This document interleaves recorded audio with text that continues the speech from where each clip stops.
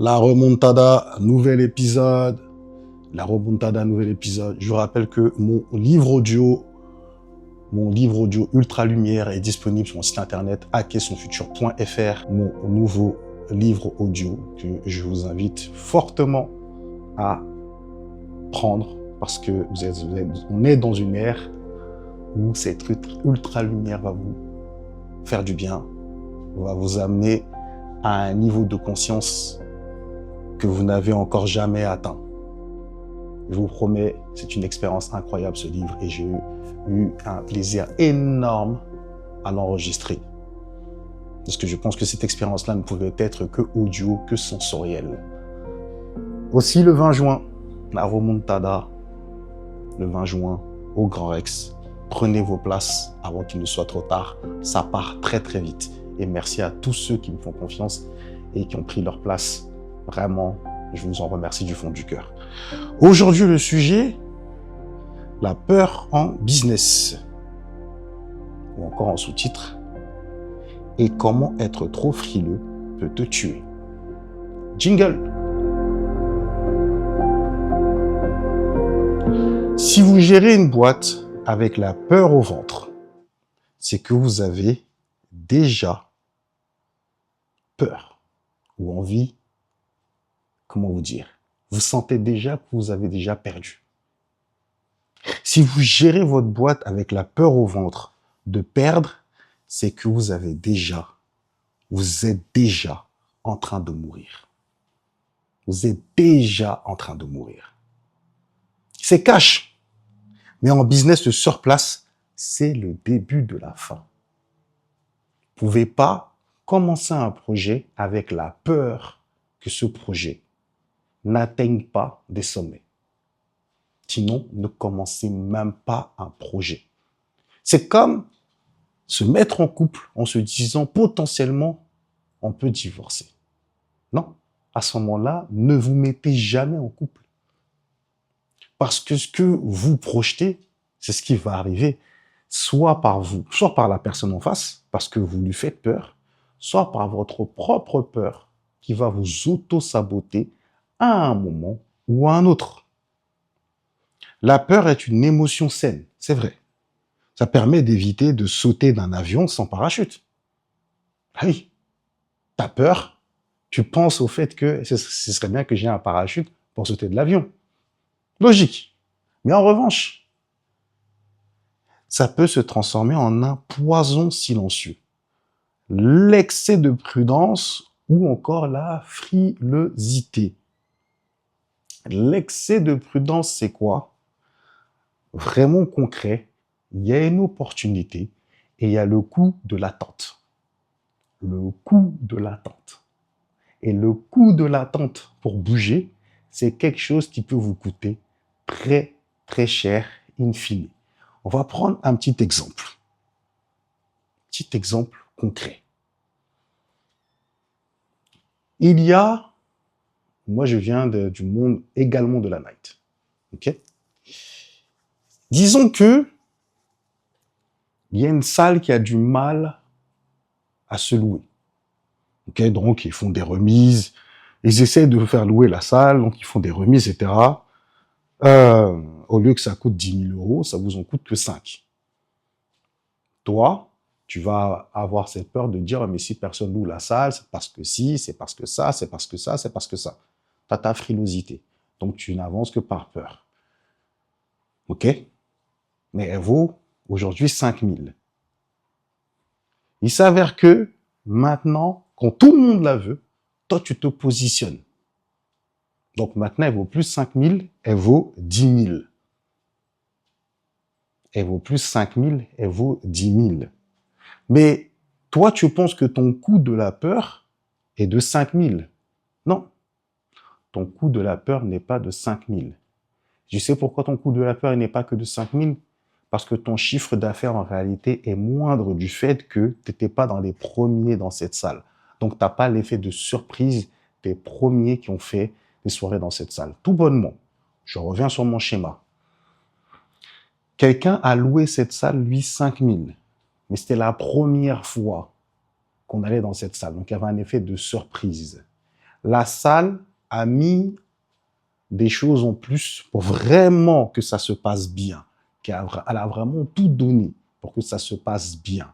Et effectivement, avec le matériel, avec quelque chose qui était là, le fait que c'était très neuf, très beau, les gens ont consommé plus et lui, il a fait 50 000 € de chiffre d'affaires. Toi, tu es venu avec ton concept dans une salle qu'on connaît déjà. Donc, il y a un effet moindre de surprise. Et toi, tu as fait 25 000 € de chiffre d'affaires. Tu te rends bien compte que ce n'est pas 5 000 que ta peur t'a coûté. Ce n'est pas 5 000 que ta peur t'a coûté. C'est bien plus que ça. Bien plus que ça. Et c'est ça, en fait, le problème d'avoir peur quand on est en business. Aujourd'hui, on va décortiquer pourquoi vouloir trop vous protéger est en train de saboter votre croissance et comment transformer cette peur en levier de décision. La première partie, les 3 visages de la frilosité en business. Comment savoir si tu es trop frileux? Voici les symptômes classiques. Le premier symptôme, c'est le symptôme du statu quo permanent. Tu refuses de changer une offre, de monter tes prix ou de pivoter parce que pour l'instant, ça marche à peu près. Alors que le marché bouge et tes concurrents aussi. Typiquement, tu as une offre qui permet de faire des vidéos qui vont être des vidéos un peu marketing, stratégie, etc. Toi, tu t'accordes par rapport à ce que ton client te donne comme process, te donne comme directive. Ok? Toi, tu te bases sur les directives du client. Le client, il dit, il veut ça, ça, ça, ça, ça. Tu fais comme le client veut. Donc, en réalité, tu suis le contrat. Il n'y a pas de problème. Dans cette frilosité-là, tu ne prends aucun risque dans la réalisation, dans les tentatives, dans le travail visuel. On te dit même, si tu fais au téléphone, c'est même très bien.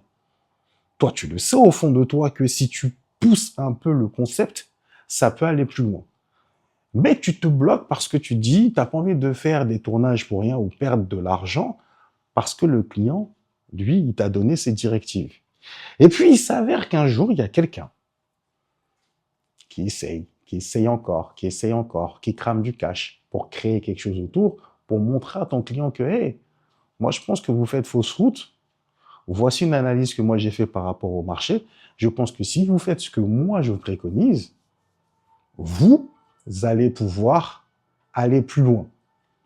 Et il s'avère qu'à un moment donné, on prend ton budget rétréci parce qu'on veut tenter également ce que lui, cette personne veut faire. Moi, j'étais dans cette situation-là.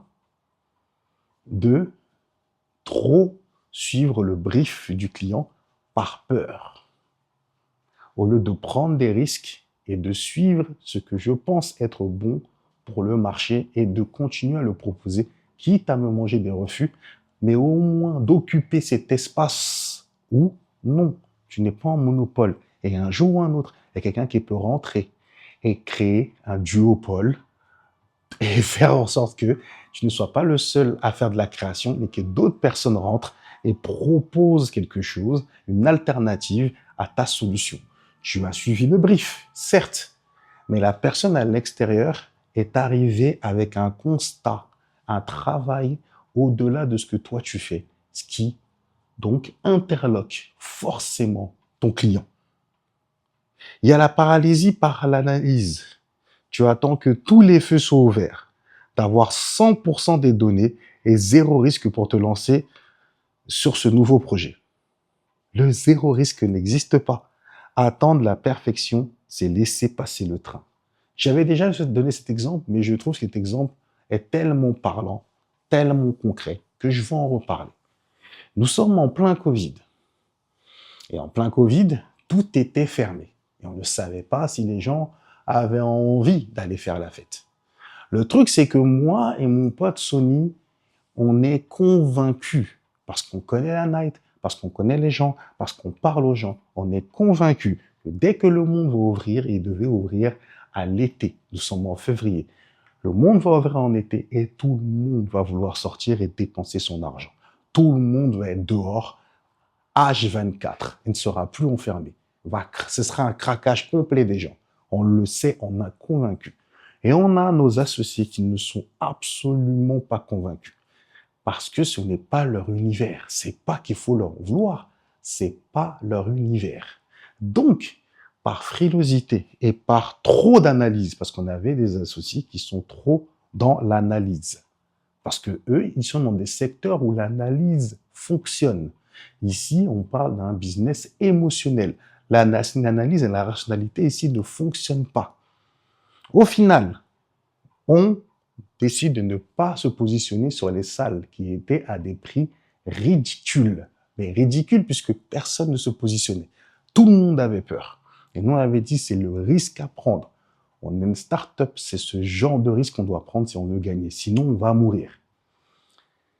Au moment où, maintenant, on attend, d'autres personnes se positionnent. Quand nous, maintenant, on veut se positionner sur les endroits qu'on avait qualifiés comme étant importants, il n'y avait plus de place. On se retrouve à faire des collaborations. Tu te dis que tu n'as pas perdu d'argent parce que tu n'as pas dépensé. Tu as perdu énormément d'argent en réalité. Énormément d'argent. Rien que la saison sur certains endroits, il y avait facile à aller chercher entre 100 000 et 500 000 euros de chiffre d'affaires. Et avec une marge facile de 30 à 50%. Donc, techniquement, toi, tu crois que tu n'as pas perdu d'argent, mais en fait, tu as perdu énormément d'argent en ne prenant pas de risques.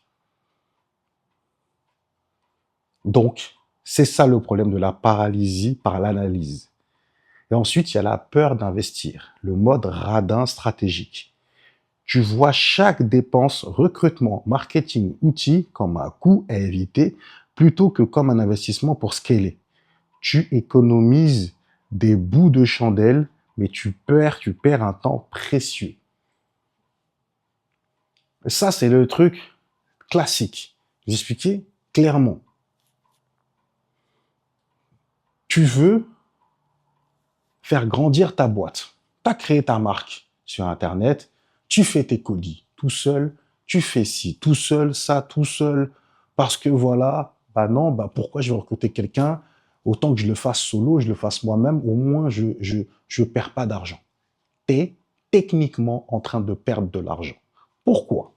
Parce que en fait, pendant le temps où tu mettrais quelqu'un à faire les colis à ta place, tu pourrais réfléchir davantage sur comment tu pourrais faire grandir ta marque. Comment tu pourrais prendre le temps pour analyser les réseaux sociaux, analyser de nouvelles idées, de nouvelles stratégies visuelles, de analyser beaucoup de choses, beaucoup de data qui te permettraient de créer peut-être de nouveaux concepts, de nouvelles capsules, tenter des choses régulièrement sur les réseaux, tenter de nouveaux drops régulièrement. Bref, des prises de risques ultra intéressantes et logiques qui te permettraient de capter de la valeur et en captant cette valeur-là, de pouvoir faire grandir la boîte. Tout bonnement de la faire grandir. Et déléguer pas mal de tâches, ce sont des choses qui te permettent de grandir. La peur d'investir, le mode radin stratégique, c'est ce qui, moi, par exemple, m'a coûté dans une boîte de ne pas avoir des commerciaux et de penser que, parce que nous, on représente la société, on peut être les commerciaux. Commercial, c'est un métier. C'est un métier à part entière. Alors certes, c'est difficile de trouver des bons commerciaux, mais c'est un métier à part entière. Il y a des gens qui savent closer des deals. C'est leur taf de closer des deals. C'est dans ça qu'ils sont bons. Et comme ils sont bons dans ça, il faut leur laisser la main. Toi, tu viens, tu parles du produit. Eux, ils viennent, ils parlent de chiffres. Moi, il y a des contrats où je pensais que 2000 euros, 3000 euros la vidéo, c'était largement assez. Je me retrouvais avec des gens qui ont négocié à 6 7 000 euros la même vidéo. Parce qu'ils sont venus avec des arguments encore plus forts, avec un descriptif de produit plus fort, avec plus d'arguments, en me posant des questions. Et quand eux, ils ont détaillé le service, ils ont détaillé quelque chose qui ressemblait à quelque chose qui avait plus de valeur que ce que moi je concevais de ce que j'étais en train de faire. La partie 2. Pourquoi être trop prudent va littéralement tuer ta boîte? C'est mathématique et psychologique. Voici ce qui se passe quand on joue trop la sécurité. L'érosion par l'obsolescence. Pendant que tu hésites à adopter une nouvelle technologie ou stratégie, le marché, il évolue. Ne pas avancer dans un monde qui court, c'est reculer. Il y a beaucoup de gens qui pensent que quand ils sont stables ou quand ils avancent un peu, ils avancent. Mais en fait, vous reculez. Parce que si les gens à côté de vous sont en train d'utiliser de la technologie, l'intelligence artificielle, les dernières caméras, les derniers types de trends, de façon de concevoir, ils vont bien plus vite que vous, en réalité. Donc, vous reculez. C'est aussi simple que ça.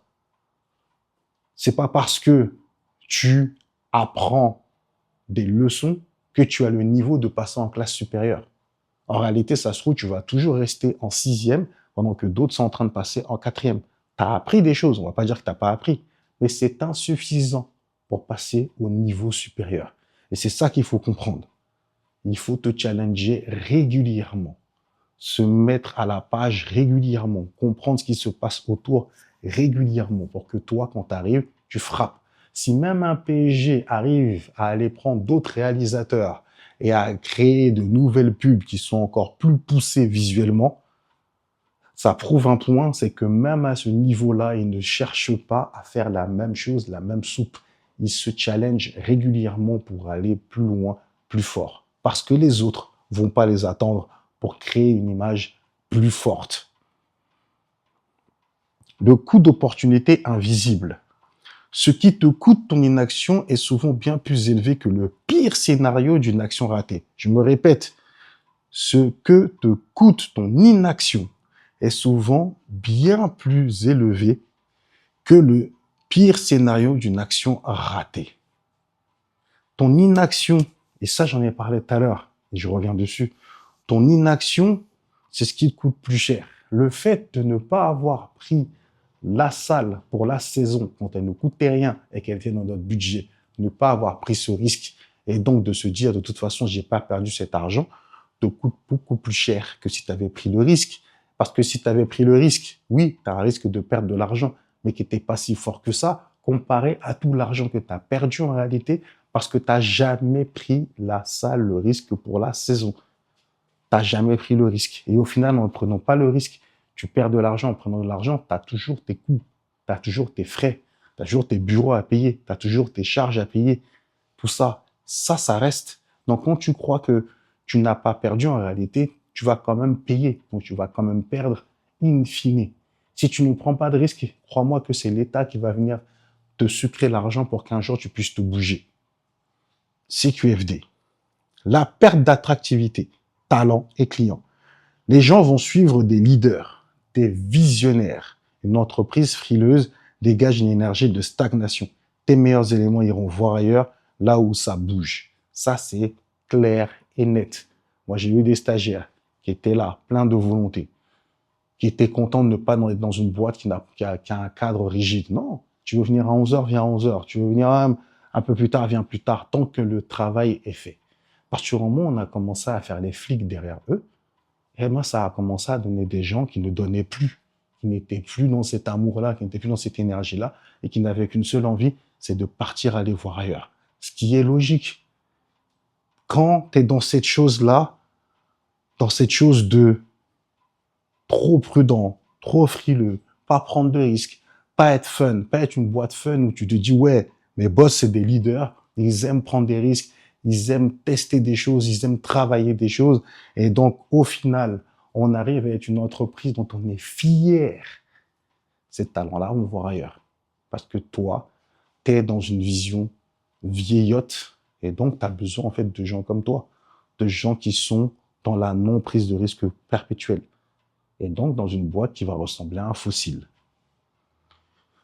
La partie 3, le switch mental, apprivoiser le risque. Il ne s'agit pas de devenir un kamikaze financier, mais de redéfinir ta relation avec le risque. Il y a le risque calculé, vs le risque inconsidéré. Le risque inconsidéré, c'est de parier le budget de l'entreprise sur un coup de tête. Ah oui, c'est un coup de tête, t'as pas pensé, t'as pas travaillé le truc, Tu vois un truc qui est là, qui passe devant toi, et tu te dis, ouais, il faut acheter cette caméra à 40 000 euros. Mais frérot, on va faire quoi avec une caméra à 40 000 euros?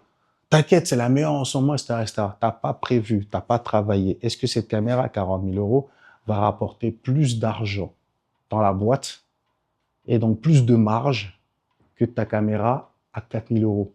Pas forcément. Peut-être la caméra à 4 000 euros, elle permet, en fait, que qu'elle coûte 4 000 ou 40 000, tu vas faire le même chiffre d'affaires. Donc, si tu fais le même chiffre d'affaires, à quoi bon?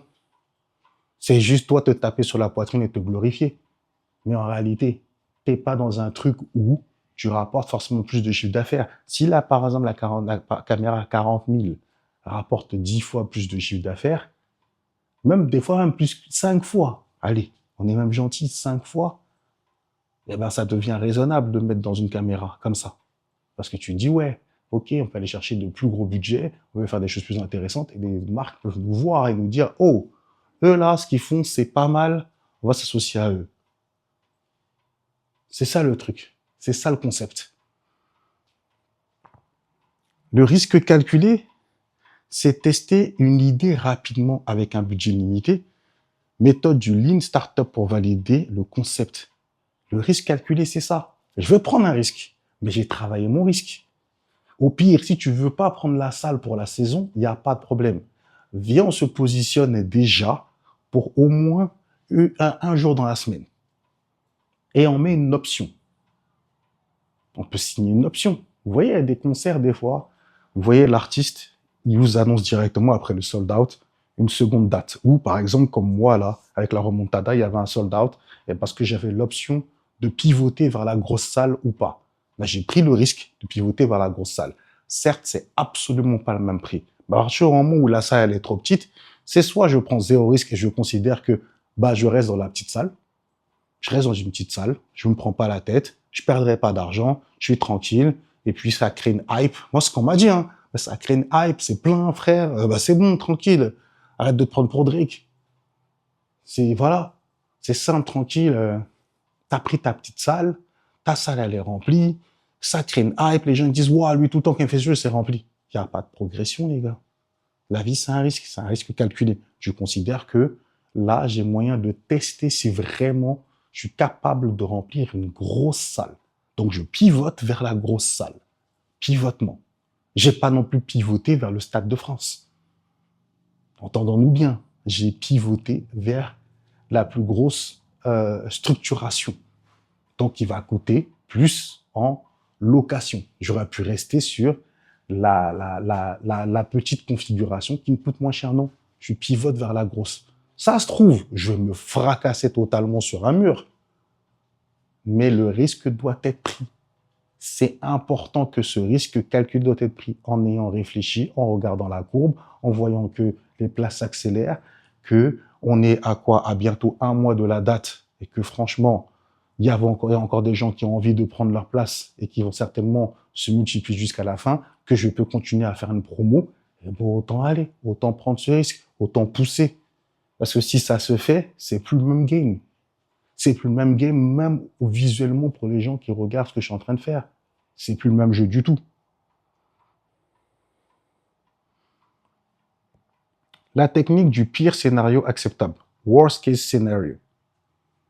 Demande-toi, si je me plante complètement sur ce projet, quelles sont les conséquences réelles? Est-ce que la boîte coule? Souvent, la réponse est non, on s'en remet. Souvent, la réponse est non, on s'en remet.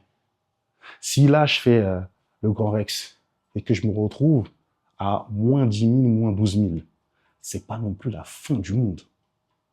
Tu peux toujours renégocier la dette avec les gens autour de toi, tu peux demander des délais, tu as des clients qui rentrent encore, il y a encore de l'argent entrant, tu peux toujours petit à petit essorer la dette jusqu'à la fin ou te projeter vers d'autres dates qui vont éponger la dette parce que tu as un marché où tu peux aller chercher d'autres clients, d'autres événements, d'autres choses qui se passent qui font que même si tu te smashes sur ce moment précis d'investissement, toi par exemple, tu as investi sur une nouvelle collection. La nouvelle collection, c'est un flop, mais c'est pas un flop de zinzin. Tu as perdu 10 000 balles. Eh ben, peut-être que les 10 000 balles que tu as perdues là, eh ben, la prochaine collection va rattraper les 10 000 balles que tu as perdues maintenant. Le patron de Représente, c'est ce qu'il expliquait la dernière fois, que pendant 5 ans, ils n'ont pas réussi à faire de vrais bénéfices. Ils étaient toujours en train de perdre, mais ils perdaient de moins en moins. À chaque fois qu'ils sortaient, ils perdaient de moins en moins. Et quand ça a pété, ça a rattrapé toutes les pertes. Alors oui, ça fait mal. Oui, ils sortaient pas. Oui, ils n'étaient pas en train de kiffer leur vie comme les jeunes de leur âge. Oui, ils étaient dans leur hustle, ils ont galéré. Mais quand ils ont galéré, ils ont fini de galérer, là aujourd'hui, ils sont bien forever. S'ils n'avaient pas pris ces risques de continuer à pousser le truc, à prendre des risques et à être dans le worst case scenario, c'est-à-dire à être dans ce truc de pire du pire, qu'est-ce que je perds? Il faut que je me pose cette question, qu'est-ce que je perds à tenter? Ils ne seraient pas aussi riches qu'ils le sont aujourd'hui. Leur marque ne serait pas aussi populaire qu'elle l'est aujourd'hui. L'échec est une data, pas une fatalité. Plus tu tentes, plus tu échoues vite, plus tu apprends vite. La vitesse d'exécution est le meilleur asset d'une boîte. La vitesse d'exécution. Et c'est méga important. Tu vois, moi, je vais prendre le cas, je sors de boîte, je prends le cas Arteta-Arsenal. Arteta, il arrive à Arsenal. Arsenal est déjà en déclin. Lui, il arrive avec une philosophie de jeu précise. Donc, ça fait que ça encore plus en déclin. Parce qu'il dit, moi, je veux pas acheter de stars. J'ai envie de reconstruire avec des joueurs qui sont la philosophie de mon jeu. Arsenal, la première année, ils sont pas du tout bien avec Arteta. C'est pas ouf, les résultats. Vraiment pas ouf. Mais vous voyez la progression maintenant jusqu'à cette année. Alors peut-être qu'ils vont pas réussir à faire le doublé, mais on est proche d'un doublé championnat Ligue des Champions. L'année dernière, on est déjà sur, ça finit deuxième. Il se passe un truc où maintenant à Arsenal, qui ne jouait même plus la Ligue des Champions, c'est devenu normal pour qu'Arsenal joue la Ligue des Champions. Arsenal n'a pas dépensé forcément des sommes de zinzin. Mais Arsenal a gardé une philosophie de jeu qui est ultra intéressante. Et cette philosophie de jeu, c'est quoi? C'est que des fois, ils étaient prêts à se manger une baffe par un adversaire. Mais pour comprendre ce qui ne va pas, ils allaient au bout de leur raisonnement, au bout de leur idée. En allant au bout de leur idée, ils pouvaient parfaire la stratégie, qui est une bonne stratégie, qui était juste mal exécutée. On pouvait changer d'entraîneur, on pouvait changer de philosophie en cours de route, une énième fois, comme une équipe comme Chelsea. Vous voyez ce que je veux dire? Et même si je prends un autre exemple, ça peut être aussi dans des marques de cosmétiques. Vous prenez Fenty aujourd'hui, que LVMH veut se séparer, en tout cas de leur partie à eux. Il n'y a pas de souci. En attendant, Rihanna continue de pousser, de se réinventer, de tenter des choses. La marque était au top à un moment donné, ça commence à redescendre chez Fenty Beauty. Et elle est en train de se réinventer, de pivoter, de retravailler la chose, de toucher au risque pour exécuter mieux. Regardez Boris Becker. Boris Becker vient de faire une vidéo avec Neyo. C'est incroyable. Il vient de faire une vidéo avec Neyo. Mais pourquoi? Il a pivoté. Avant, il faisait certaines vidéos. Mais quand il a senti que l'énergie de ces vidéos-là commençait à redescendre, que les gens commençaient à se détourner pour regarder autre chose, il a pivoté, il a tenté autre chose. Il a tenté autre chose. Parce que l'échec, c'est une data. Donc, il a pris la data de l'échec, il l'a transformée. Il a créé un nouveau concept qui a suscité de l'intérêt chez les gens, à tel point que maintenant, vous avez ça. Neyo qui vient dans sa vidéo, qui fait un partenariat avec lui. Et ça, c'est une dinguerie. Vous le voyez à l'Élysée, etc. Et il joue ce personnage jusqu'au bout. T'as même envie de lui dire, mec, j'ai envie de faire un film avec ton nouveau personnage. Parce que ton personnage suscite tellement de l'intérêt que ce serait trop drôle de voir soit dans une série, soit dans un film, ce personnage, I'm American and that's a fact. I'm American and that's a fact. C'est ce que je veux dire. Donc, l'échec est une data, pas une finalité. En conclusion, la peur ne va jamais disparaître. Le jour où tu n'as plus peur, c'est que ton business ne t'excite plus. Le jour où tu n'as plus peur, c'est que ton business ne t'excite plus. La différence entre ceux qui stagnent et ceux qui explosent, c'est que les seconds avancent avec la peur au poignet. Eh ouais, ils avancent avec la peur au poignet. Cette semaine, je vais te demander donc d'identifier une décision que tu repousses depuis un mois par pure frousse. Prends cette décision d'ici vendredi. Nous sommes lundi. Prends cette décision d'ici vendredi. Je te souhaite une très belle journée et merci de me suivre dans ce podcast. Ciao!